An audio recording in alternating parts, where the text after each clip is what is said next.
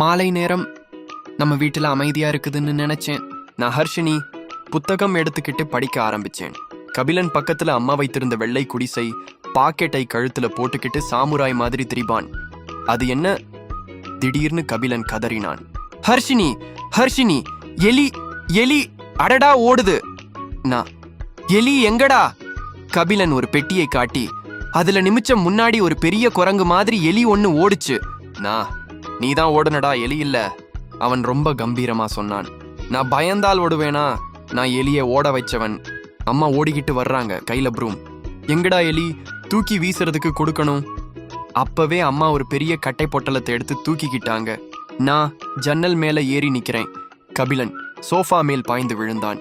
எலியோ அது சின்ன பாத்திரத்திலிருந்து வெளியே வந்து சாடி பாயுது. கபிலன் அதான்டா அதான். ஹர்ஷினி அடிக்கடி அடிக்கடி. நான் என்னடா சைக்கிளா? அடிக்கடி அடிக்க முடியுமா? எலி கீழிருந்து மேசை மேல பாயுது. கபிலன் அம்மாவை ஓடச்சிட்டு ஓடுறான். அப்பா வீடியோ கால்ல. என்னங்க, வீட்டுல யாராவது கட்டில் மேல ஏறி கதறதா இருக்கா? அப்பா, எலி வந்துச்சு. அப்பா சிரிக்கிறார். நீங்க 2 பேரும் ஒரு எலியால பயந்தா நாளைக்கு பிள்ளைகளுக்கு எப்படி கிளாஸில் பேச போறீங்க? கபிலன் அப்பா, நீங்க இங்க இருந்தீங்கன்னா தான் புரியும். அந்த எலி புலி மாதிரி பாய்ந்து பாய்ந்து வந்துச்சு. ஒரு கடைசியில அம்மா ஒரு தொப்பியை எடுத்து அதுல எலிய சுட்டாங்க. எல்லாரும் சத்தமா ஹூஸ்ன்னு ஓச்சிட்டோம். கபிலன் அந்த எலிய பார்த்து, நீ இப்போனாலும் நாளைக்கு வருவேன்னு தெரியும், வரா பாரேன். நான் சிரிச்சேன். நீயா போயிட்டு வர சொல்லுற? இதுதான் நம்ம வீட்டு எலி பரபரப்பு.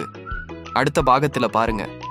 கபிலன் பள்ளி விழாவில் நடனமாடச் சென்றதும் ஹர்ஷினி பாடக்கச்சேரி பண்ண முயற்சிச்சதும் என்ன நடந்துச்சு. அக்கா தம்பி சாக்ஸ் பாகம் 5 ரெடியா இருக்கு. நம்ம வீட்டு சிரிப்புகளுக்கு முடிவே இல்லை.